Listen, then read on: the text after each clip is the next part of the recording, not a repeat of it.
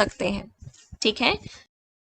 पिछले लेक्चर में हमने देखा था regarding this profit margins, cost of capital या फिर कस्टमर रिटेंशन, इसके बारे में नॉर्मली देख लिया था। बट मैंने ये चीज़ बोला था कि अब आगे देखेंगे कि कौन सी चीज़ क्यों ज़्यादा इम्पॉर्टेंट है, या फिर ऐसा क्या हुआ कि सीआरएम इतना ज़्यादा अपने इवोल्यूशन में आया। ठीक है, तो थोड़ा सा मैं इसको इकोनॉमिक्स से लिंक करूँगा एंड थोड़ा सा चीज़ मैं मार्केटिंग का भी इसमें लेकर आऊँगा। ठीक है, तो बाकी सारी चीज़ें समझ में आ जाएंगी। चलिए स्टार्ट करते हैं। सबसे पहले मैंने ऑलरेडी आपको प्रॉफिट मार्जिन्स के बारे में बता दिया था कि प्रॉफिट मार्जिन क्या होता है। It is a ratio of a companies profit divided by its revenue. मान लो किसी कंपनी ने अगर 10 लाख रुपए का बिजनेस किया है, तो उसमें से एक्चुअल प्रॉफिट कितना एक्सट्रैक्ट हुआ, क्योंकि एक्सपेंसेस भी होते हैं ना, कुछ इनपुट भी होता है। समझ में आया? तो मान लो कि उन्होंने कुछ 4-4.5 लाख रुपए खर्च किए और उन्होंने 10 लाख रुपए का बिजनेस किया।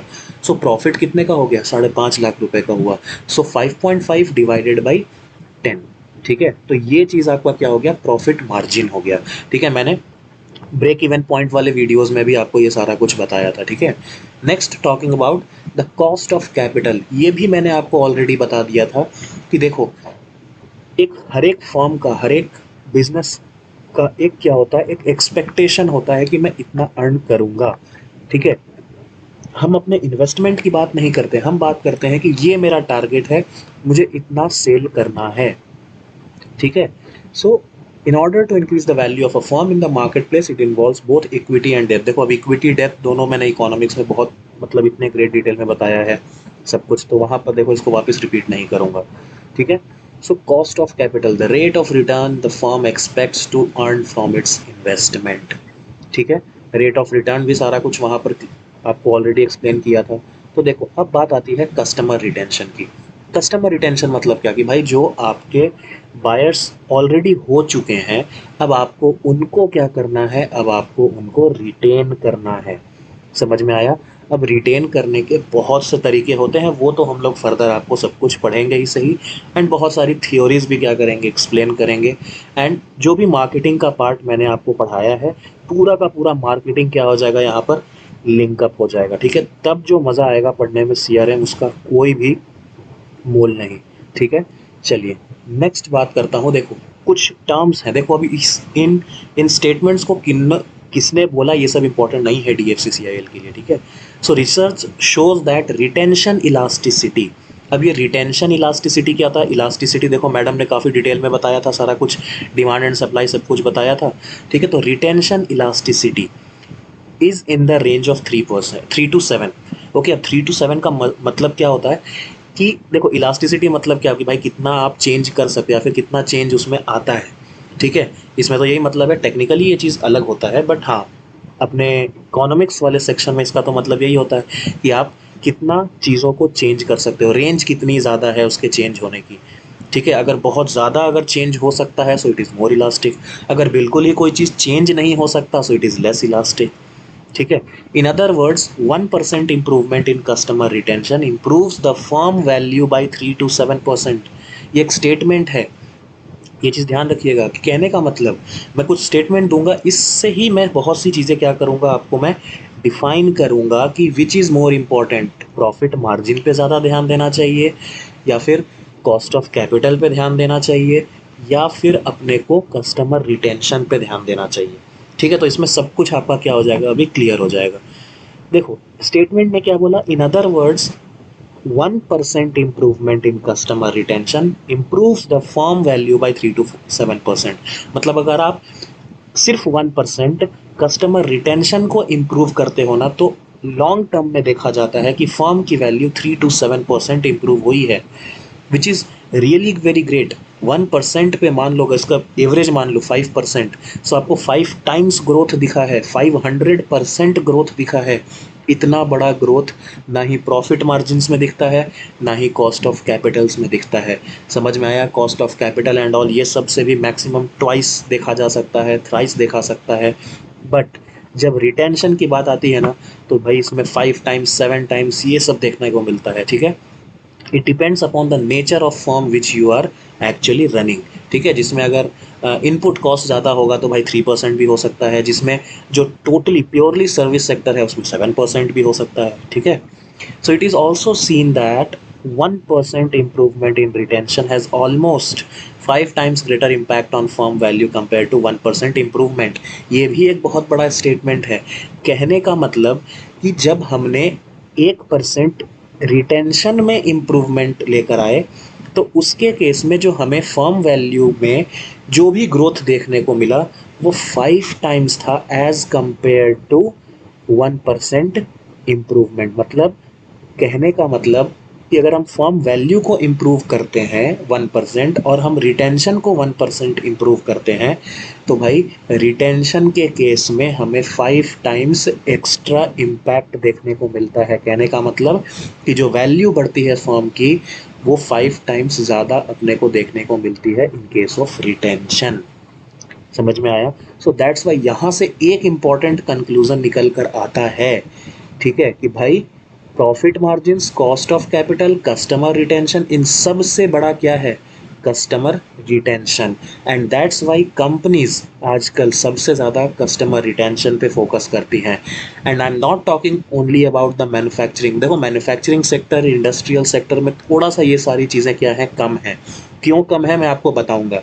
बट सर्विस सेक्टर की वजह से ये कस्टमर, ये रिटेंशन या फिर मैं बोल सकता हूँ ये पूरा का पूरा CRM कॉन्सेप्ट बहुत ज़्यादा क्या हुआ है, डेवलप हुआ है. क्यों, कैसे, क्या है, चलो आगे देखते हैं नेक्स्ट स्लाइड में, ठीक है. चलिए, successful business always have practised CRM. देखो रिसेंट में क्या है, आपको जितने भी बिजनेस आपको सक्सेसफुल देखने को मिले हैं उन्होंने CRM प्रैक्टिस करी है, ठीक है. CRM प्रैक्टिस मतलब अपने बिजनेस में CRM को इम्प्लीमेंट किया है, ठीक है. सो एक चीज़ ध्यान में रखना, अभी मैं बहुत इंपॉर्टेंट बोलूँगा यहाँ पर. CRM is really a new concept. देखो मैं बताऊंगा अभी सारी चीज़ें, ठीक है. पहले ये चीज़ सुन लो. CRM is not really a new concept. पहले भी इस चीज़ को प्रैक्टिसाइज करते थे, बट पहले क्या था कि नॉर्मली वर्बली बात हो जाती थी अपने कस्टमर से, क्योंकि कंपनीज बड़ी नहीं हुआ करती थी, कॉन्फाइंड होती थी, एक पर्टिकुलर जोग्राफिकल लोकेशंस में ही सिर्फ हुआ करती थी, बहुत अपने बिजनेस को एक्सपांड नहीं करती थी, बहुत सारे सेंटर्स नहीं हुआ करते थे पहले, ठीक है. सो दैट्स वाई कस्टमर से कम्युनिकेशन बहुत इजी हुआ करता था. तो उस टाइम मतलब वर्बल था सब कुछ, ठीक है, जानना मतलब, बट कॉन्सेप्ट वही था. जो कॉन्सेप्ट CRM का आज है वो उस समय भी था. बस फ़र्क इतना हो गया है कि पहले चीज़ें लाइक वर्बल वे में की जाती थी, डायरेक्टली इंटरेक्शन पॉसिबल था अपने सेंटर पे ही. अब क्या हो गया है, अब चीज़ों को सॉफ्टवेयर के थ्रू किया जाता है, ठीक है. बहुत सारे सॉफ्टवेयर टूल्स आ गए हैं, एनालिटिक्स को डाल दिया गया है, ठीक है, बिग डेटा को भी इम्प्लीमेंट कर दिया गया है, ठीक है. बहुत सारी चीज़ें, आर्टिफिशियल इंटेलिजेंस एंड ऑल, सब को कंबाइन कर कर क्या किया गया है, एक बहुत ही हाइब्रिड टूल तैयार किया गया है किसका, CRM का, ठीक है. And now I will be telling you that what are the 4 factors which has influenced the growth in CRM. मैं नॉर्मली देखो यहाँ पर मैं कुछ भी आपको लिखूंगा नहीं, ठीक है. जो एक्चुअल कुछ डॉक्यूमेंट सेक्शन में सारा कुछ मिल जाएगा, ठीक है. ऐप में देख लेना, लेक्चर के बगल में स्टडी मटेरियल सेक्शन होगा, आपको वहाँ पर सारा PDF मिल जाएगा, ठीक है. सो अब ध्यान में रखो, मैं यहाँ पर अब बहुत ध्यान से सुनना, यहाँ से अब चीज़ें क्या हो जाएंगी, बेसिक वाली चीज़ें स्टार्ट हो जाएंगी, ठीक है. सबसे पहला टेक्नोलॉजी, क्योंकि देखो अभी जितने भी फर्दर थ्योरीज आएंगे या फिर जो भी कॉन्सेप्ट्स पढ़ेंगे ना, वो इन चारों से रिलेटेड होगा. जब इनसे एक बार लिंक अप कर लोगे तो याद रखना बहुत आसान हो जाएगा, ठीक है. सबसे पहला टेक्नोलॉजी. देखो एडवांसमेंट इन टेक्नोलॉजी की बात करूँ तो बहुत बढ़िया एक टर्म आता है SMAC. फुल फॉर्म बहुत इंपॉर्टेंट है for your DFCCIL examination. S for social, M for mobile, ये कॉलिंग वाला मोबाइल नहीं, मोबिलिटी, ठीक है. इसको मोबाइल की जगह पे मोबिलिटी लिख दो, ठीक है. और एक फिर एनालिटिक्स एंड देन क्लाउड. ये होता है टेक्नोलॉजी. टेक्नोलॉजी की इम्प्रूवमेंट, ठीक है, समय समय पर आपको क्या देखने को मिली, टेक्नोलॉजीज़ में इम्प्रूवमेंट्स देखने को मिली. तो भाई टेक्नोलॉजी भी बहुत बड़ा एक रोल प्ले करता है किसमें, ग्रोथ ऑफ CRM में, ठीक है. एक नॉर्मल सी चीज़ बताता हूँ मैं, एक नॉर्मल, मेरे बात को आप सुनना. टेक्नोलॉजी सबसे पहला क्या है, सोशल. सोशल कहने का मतलब कि आप अब इंटरनेट के थ्रू आप अपने प्रोडक्ट्स को क्या कर सकते हो, बहुत सारे लोगों तक पहुँचा सकते हो। पहले क्या होता था, लोग पैम्पलेट बाँटते थे दीवालों पे, सब कुछ चिपका दिया करते थे, ठीक है? एंड बहुत सारे वो ऑटो में वो बड़ा-सा भोंपू लगा कर क्या होते थे, पूरा प्रमोशन किया करते थे, आज भी करते हैं। जैसे इलेक्शन आते टाइम करते हैं ना, वैसे वो पहले किया करते थे कि देखो भाई ऐसा-ऐसा नया-नया बिज़नेस आया है और ये सब है। तो वो सब तब किया जाता है जब एक आप लोकल ज्योग्राफिकल लोकेशन पे होते हो, ठीक है? बट अगर आपका कुछ ऐसा सर्विस है जो कि सिर्फ आप या फिर आपने कुछ ऐसा बिजनेस स्टार्ट किया या फिर आपका जो एम है वो सिर्फ उसी लोकेशन तक कॉन्फाइंड रहना नहीं है, तो भाई आप अलग अलग लोकेशंस पे आप अपने प्रोडक्ट्स का मार्केटिंग कैसे करोगे? तो भाई technology is the only answer. You have to be social, ठीक है? मैंने हमेशा बोला है अपने लेक्चर्स में कि मार्केटिंग, इकोनॉमिक्स और सीआरएम तीनों को एक साथ कंबाइंड करके पढ़ो और फिर जो मज़ा आएगा। अब देखो, तुमने इकोनॉमिक्स ऑलरेडी पढ़ लिया है, तुमने मार्केटिंग ऑलरेडी पढ़ लिया है, अब सीआरएम पढ़ रहे हो, ठीक है? तो अब जो तुम्हें मज़ा आने वाला है सीआरएम पढ़ने में, वो भाई अब नेक्स्ट लेवल आएगा, क्योंकि अब तुम इंटीग्रेट करोगे चीज़ों को। समझ में आया? चलिए, अब इस चीज़ को ध्यान में रखो कि भाई मैंने सोशल का बात कर लिया, सेकंड बोल दिया मैंने मोबाइल। मोबाइल मतलब मोबिलिटी। मोबिलिटी कहने का मतलब कि भाई फटाफट से, मतलब आप चेंजेस बहुत फास्ट हो, ठीक है? मतलब तुरंत इधर से उधर, तुरंत उधर से इधर, ठीक है? ऐसा मोबाइल होना चाहिए वो चीज़। मोबिलिटी बहुत हाई होनी चाहिए किसी चीज़ की, चेंजेस बहुत फास्ट होने चाहिए कि भाई अगर आप आज आपने सोचा कि भाई मैं एक टेस्ट बना के आपको दूंगा, फुल लेंथ पूरा फ्री आपको दूंगा, तो भाई मेरे पास अब टेक्नोलॉजी है, मुझे सिर्फ क्वेश्चंस क्या करने हैं, फीड करने हैं और तुम्हारा टेस्ट सीरीज क्या हो जाएगा, रेडी हो जाएगा। अब मुझे पूरा प्रिंट निकालने की ज़रूरत नहीं, चाहे 10 लोगों के लिए, या फिर उसको अब मुझे टाइप करवाने की ज़रूरत नहीं, ये सब। तो अब क्या है, अब टेक्नोलॉजी इंप्रूव हो गई, अब चीज़ें मोबाइल हो गई हैं, ठीक है? मोबिलिटी काफ़ी इंक्रीज हो गई है।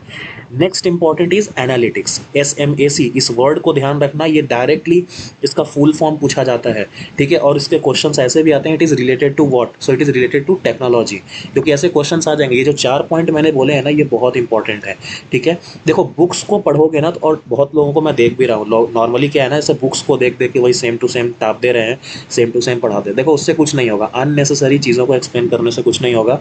अपने को देखो, बचपन में आप लोग फिजिकल एजुकेशन पढ़ते थे ना, एक सब्जेक्ट हुआ करता था, या फिर संस्कृत पढ़ते थे, तो उसमें क्या था, एकदम फिक्स चीज़ें हैं, आपको पहले उतना ही ध्यान रखना है एंड कॉन्सेप्चुअली आपको सिर्फ टिक मार्क करना है। समझ में आया? भाई सीआरएम भी ऐसा ही है, कुछ चीज़ें रटनी पड़ेंगी, और मेरी गारंटी है बहुत सारी चीज़ें नहीं रटनी होती है।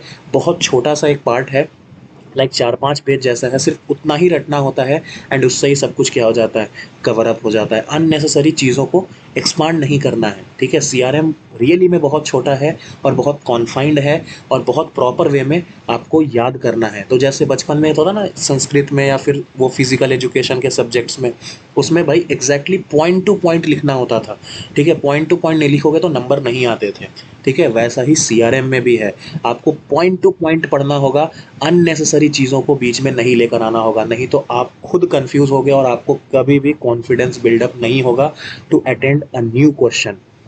समझ में आया? आगे मैं रीज़न बताऊंगा अगर आपको सीआरएम में कॉन्फिडेंस नहीं आता है तो क्या क्या रीज़न है, ठीक है?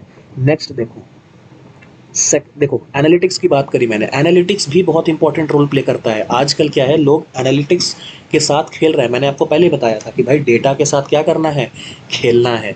आपको प्रॉपर एनालिटिक्स उसका निकालना है, आपको पसंद नापसंद पता करना है, आपको उस लोकेशन का कल्चरल इफेक्ट पता करना है, and then you have to move forward with your marketing strategy. And after marketing आप कस्टमर रिलेशनशिप मैनेजमेंट पे क्या कर सकते हो, ध्यान दे सकते हो। लास्टली क्लाउड, क्लाउड मतलब आप कहीं से भी चीज़ों को एक्सेस कर सकते हो, ठीक है? और टेक्नोलॉजी की तो सबसे बढ़िया बात क्या है, सबसे बढ़िया बात क्या है कि भाई ये किसी भी सेक्टर में क्या हो सकता है, एप्लीकेबल हो सकता है। बहुत डाइवर्स सेक्टर्स में ये अप्लाई कर सकते हो कि भाई आप एजुकेशन में भी कर सकते हो, आप इंडस्ट्री के लिए भी कर सकते हो, आप किसी सर्विस सेक्टर के लिए भी कर सकते हो, आप किसी बीपीओ के लिए भी यूज़ कर सकते हो। तो भाई सबसे बढ़िया तो क्या है टेक्नोलॉजी का, कि it can operate in diverse sector, okay, and it is affordable, affordable है, बहुत बढ़िया, and it is easy to use, and it is available for everyone.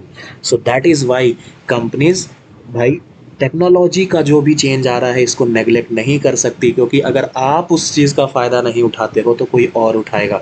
Marketing में बताया था ना, और बहुत सारे टर्म्स बताए थे इसमें, ठीक है?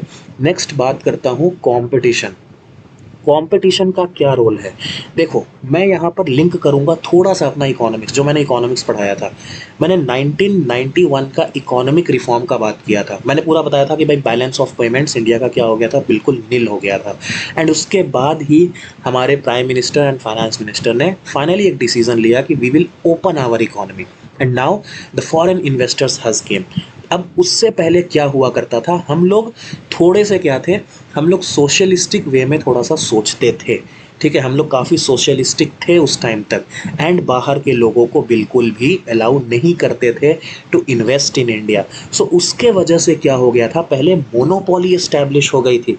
लाइक मैं नॉर्मल सी बात करता हूँ कि भाई एक फाइनेंशियल सर्विस है, तो भाई फाइनेंशियल सर्विस एक पर्टिकुलर बैंक ही सबसे ज़्यादा दे रहा था, ठीक है, कि भाई अगर उस समय स्टेट बैंक है तो भाई वही क्या है, अब सबसे बड़ा बैंक है। अगर पीएनबी है तो वही क्या है, सबसे बड़ा रोल प्ले कर रहा है। एग्रीकल्चर के लिए तो भाई आईसीआईसीआई ही है, ठीक है। सो ये सब चीज़ें आपको ध्यान में रखने की है कि भाई उस समय क्या था कि भाई मोनोपोली स्टैब्लिश हो गई थी, क्योंकि फॉरेन कंपनीज इन्वेस्ट करने को अलाउड नहीं थी, हमारा मार्केट ओपन नहीं था, ठीक है।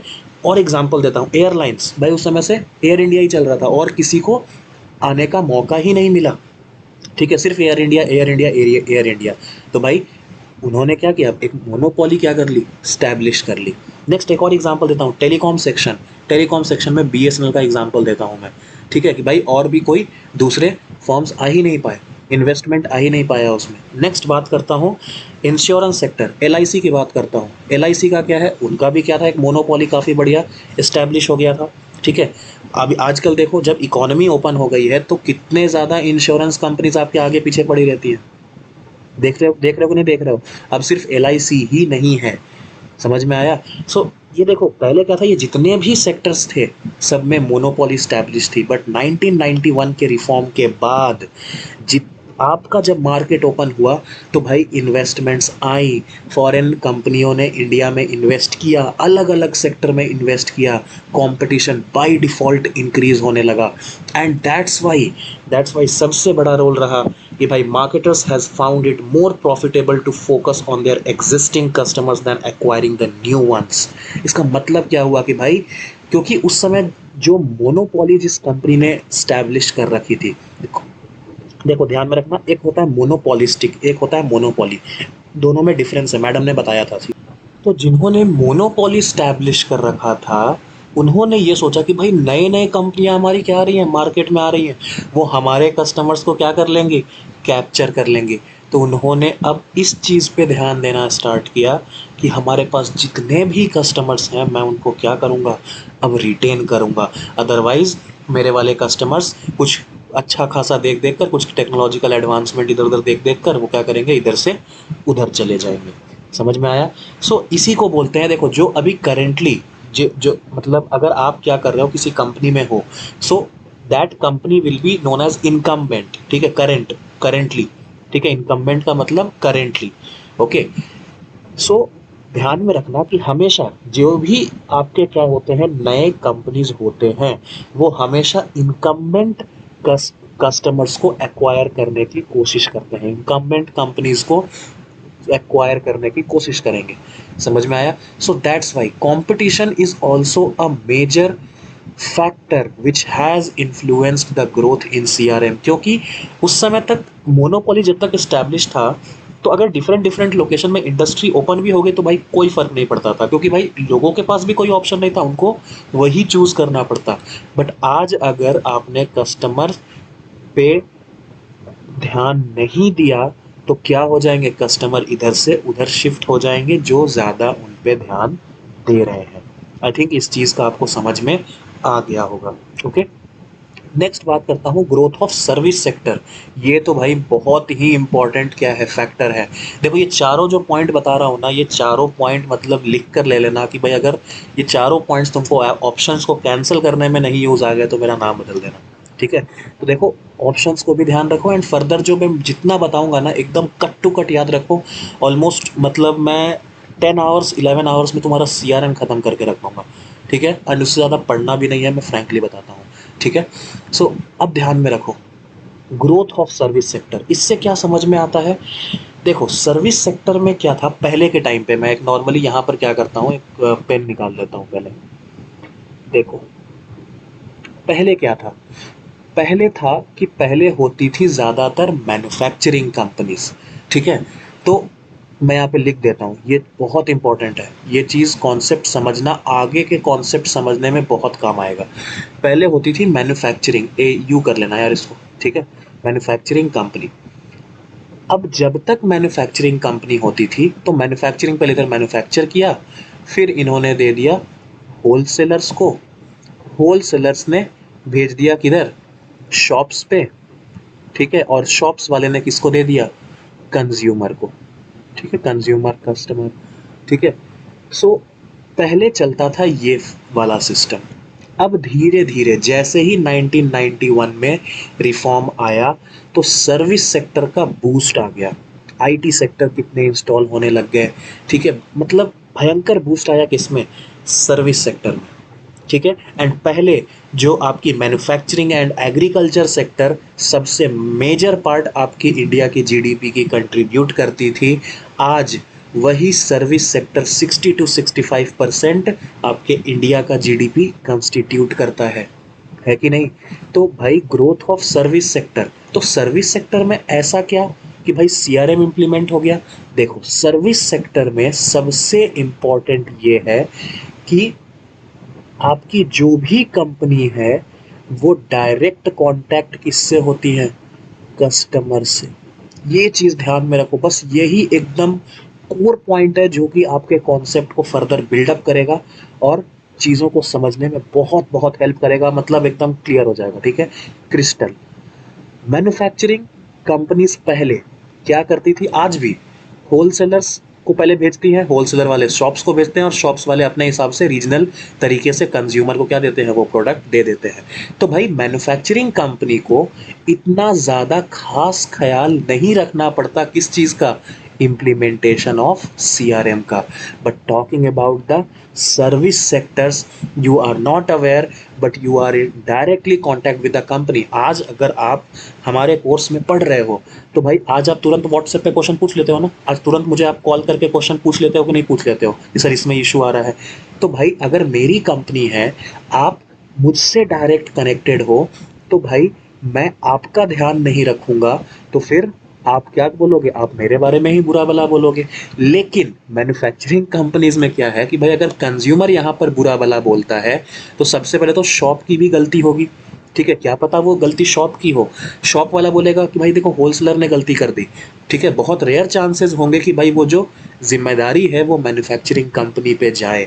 तो भाई पहले ये जो एग्रीकल्चर सेक्टर का भी वही है, पहले एग्रीकल्चर सेक्टर से जो भी आपका एग्रीकल्चर मिलता है, ग्रेन्स मिलते हैं, वो पहले मंडी में जाते हैं एंड मंडी से फिर आपके कंज्यूमर तक जाते हैं, है कि नहीं? सो वैसा ही सिस्टम है कि भाई जब चीज़ें क्या हो जाती हैं बहुत ज़्यादा लाइक क्लासिफाइड है तो भाई मेन कंपनी तक बात को आने में समय लगता है।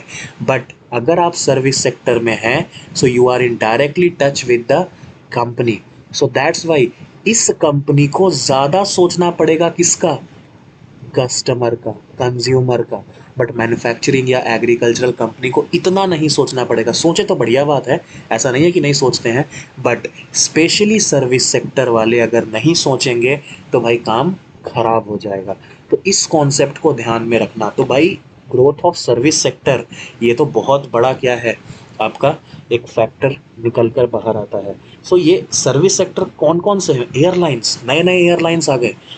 आप डायरेक्टली देखो बैंकिंग में नए नए बैंक्स आ गए इंडिया में, नए नए फाइनेंशियल सर्विसेज का इम्प्लीमेंटेशन हो गया, हॉस्पिटैलिटी इंक्रीज हो गई इंडिया में, है कि नहीं? सो ये सारी चीज़ों को आपको क्या करना है? समझना है। सर्विस सेक्टर का बूस्ट, सीआरएम को बुलावा, क्योंकि भाई कस्टमर या कंज्यूमर अब डायरेक्टली किसके टच में है?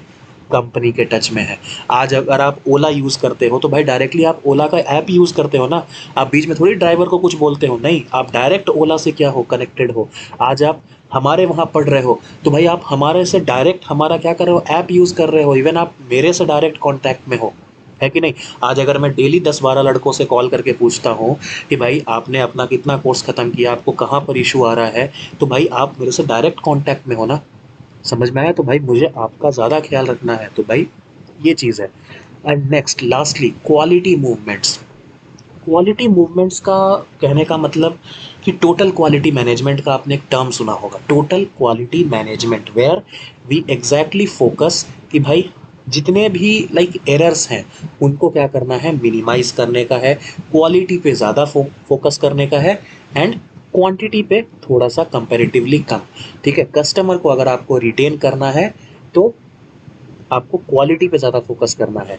सो देखो, जब से ये नोकिया की कंपनी आई एंड ये जो पूरा जापानीज कॉन्सेप्ट अपना इम्प्लीमेंट होना स्टार्ट हुआ, लाइक टोटल क्वालिटी मैनेजमेंट, आपका क्वालिटी सर्कल, बाद में पढ़ाऊंगा मैं, ये बहुत मार्केटिंग में पढ़ाया होगा मैंने क्वालिटी सर्कल।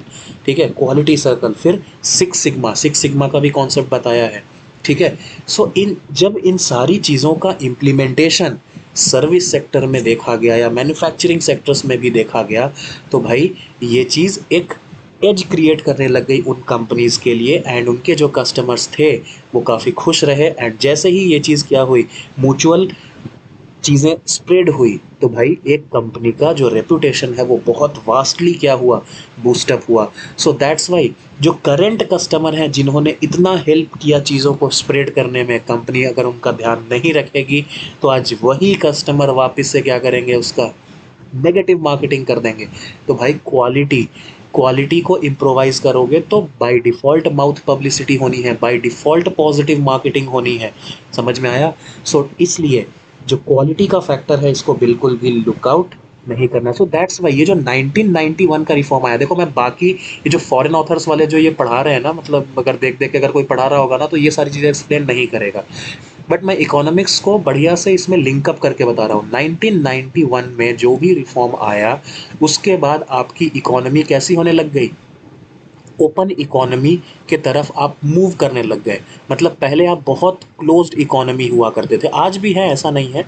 ठीक है, like railway sector, it is not open for the private ones, आजकल उसको भी ओपन कर दिया जा रहा है, बट पहले हम क्लोज्ड इकोनॉमी थे, आज हम क्या हो गए, ओपन इकोनॉमी हो गए।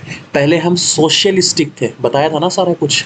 अब सारा कुछ देखो यहाँ पे कनेक्ट होगा, जब मैं ये सारे वर्ड्स यूज़ में लूँगा ना सीआरएम में, तब तुरंत दिमाग खोल देगा तुम्हारा जब क्वेश्चंस को अटेम्प्ट करोगे तो। ठीक है, सोशलिस्टिक से किसमें आप जा रहे हो, अब आप कैपिटलिस्टिक इकोनॉमी में जा रहे हो। करेंटली आप ट्रांजिशन में हो, ना ही टोटली कैपिटलिस्टिक हो ना ही टोटली सोशलिस्टिक हो। ठीक है, सो जब ये चीज़ आपका क्या होता है, जब ये इम्प्लीमेंट होना स्टार्ट हुआ तो technology, competition, growth of service sector and quality movements, इन सब का इम्पोर्टेंस बहुत ज़्यादा बढ़ गया। एंड जितने भी ऑर्गेनाइजेशंस हैं they had started adopting a customer centric view and they are becoming much more customer oriented after that because they are more focusing on the retention। ठीक है, वो ज़्यादा फोकस कर रहे हैं कि भाई हम कस्टमर्स को अब रिटेन करें। दैट्स वाई आजकल आप एग्जाम्पल देखोगे, फ्लिपकार्ट ने अब अपना क्या कर लिया है, प्लस अकाउंट खुलवा लिया है। प्लस खुलवाने का मतलब क्या हुआ कि प्लस में वो क्या फैसिलिटी दे रहे हैं, भाई हम डिलीवरी फ्री कर देंगे चाहे कुछ भी ऑर्डर करो, फर्दर कैशबैक्स देंगे, एक्स्ट्रा ऑफर्स देंगे, ये वो करके वो कस्टमर को रिटेन कर रहे हैं। अमेज़ॉन प्राइम की बात करता हूँ, अगर आप प्राइम कस्टमर हो तो आपको बहुत फ़ायदा मिलेगा। हॉटस्टार का भी वैसा ही कुछ सिचुएशन होता है। देखो होता ऐसा है कि भाई अगर किसी कस्टमर ने किसी एक OTT प्लेटफॉर्म को ले लिया तो बहुत कम चांस है कि कोई दूसरा OTT प्लेटफॉर्म लेगा। अब जैसे मेरे पास आज सोनी लिव भी है, मेरे पास अमेज़ॉन प्राइम भी है, मेरे पास नेटफ्लिक्स भी है। ठीक है, और भी एक आध दो है, वो भी क्या है, लाइक सब सब्सक्राइब्ड है। तो मेरे जैसा केस सबका नहीं होता होगा। ठीक है, मेजॉरिटी का ऐसा केस नहीं होगा कि भाई आप हर OTT प्लेटफॉर्म्स को आप परचेज करके रखते हो।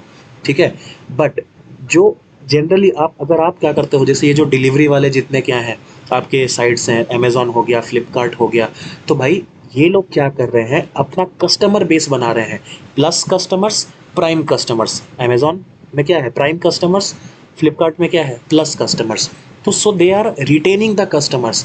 जितने भी प्लस कस्टमर्स हैं वो फिर आइडिया लगाते हैं कि भाई हमने कितने कस्टमर्स रिटेन किए और कितने प्राइम में चले गए।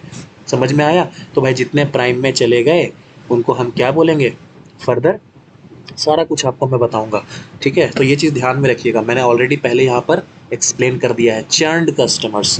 ठीक है, तो अगर कोई प्लस छोड़कर प्राइम में चला गया सो दे आर चर्नड कस्टमर्स, उन्होंने प्लस को भी चेक लिया और प्राइम को भी चेक लिया। समझ में आया? तो थोड़ा सा इस वे में आपको क्या करना है, ध्यान रखने का है। तो देखो ये सारा कुछ है। एंड बहुत इंपॉर्टेंट, SMAC, टेक्नोलॉजी से रिलेटेड क्या टर्म आपको ध्यान रखना है फॉर CRM? SMAC, ये एक बहुत बेसिक पार्ट है CRM का, बहुत सारे बुक्स में आपको नहीं मिलेगा, बट क्वेश्चंस इससे काफ़ी ज़्यादा फॉर्म होते हैं। ठीक है, so that's all about this lecture. Next lecture को स्टार्ट करने से पहले देखो, अगर कोई लड़का, क्योंकि देखो सारे वीडियोस तो देखो आपके डाले जा चुके हैं, सो अगर कोई बच्चा अभी मार्केटिंग के वीडियोस को देखकर CRM कंटिन्यू कर रहा है, तो मैं पहले ही बता दे रहा हूँ कि मज़ा नहीं आएगा। ठीक है, बाद में आपको ही इशू आएगा कि सर हमको कॉन्फिडेंस बिल्डअप नहीं हो रहा। सो अगर अभी भी आपके पास चांस है, क्योंकि अभी आगे क्या है, अब चीज़ें बिल्कुल हम क्या करेंगे, अब पॉइंट टू पॉइंट चीज़ों को प्रोसीड करेंगे। तो अगर किसी ने मार्केटिंग के लेक्चर्स नहीं देखे हैं तो पहले मार्केटिंग के देखो और उसके बाद CRM को देखना स्टार्ट करो, या फिर मैं बोलूँगा कि मार्केटिंग का साथ साथ में देखो, CRM भी साथ साथ में देखो, क्योंकि अभी आगे जो पार्ट आने वाला है उसके लिए मार्केटिंग के मिनिमम 4 से 5 वीडियो जरूर देख लेना और उसके बाद फिर कंटिन्यू करना। उसके बाद भले ही डेली एक मार्केटिंग के, एक CRM के, ऐसे करके आप देख सकते हो। ठीक है, सो इस चीज़ का बस ध्यान में रखिएगा। ठीक है, सो अगर आपका CRM क्या रह रहा है, अगर कुछ इशू आ रहा है, अगर आपको कॉन्फिडेंस बिल्डअप नहीं आ रहा है, तो ध्यान में रखिएगा आपका मार्केटिंग क्या है, कमज़ोर है। ठीक है, फर्दर मैं CRM में भी बताऊंगा। देखो पहले मार्केटिंग आता है, उसके बाद CRM आता है, इस चीज़ का ध्यान में रखिए। सो पहले मार्केटिंग को पढ़िए, वहाँ पर बहुत सारे टर्म्स एक्सप्लेन्ड हैं। जब वहाँ के टर्म्स क्लियर हो जाएंगे ना, तो CRM बाय डिफ़ॉल्ट क्लियर हो जाएगा। ठीक है, पहले CRM पढ़ोगे मतलब तुम खुद बेवकूफ़ी कर रहे हो। ठीक है, so that's all about this particular lecture. Next lecture से सारी चीज़ें और हम लोग एक्स्ट्रा देखना स्टार्ट करेंगे। लेट अस सी।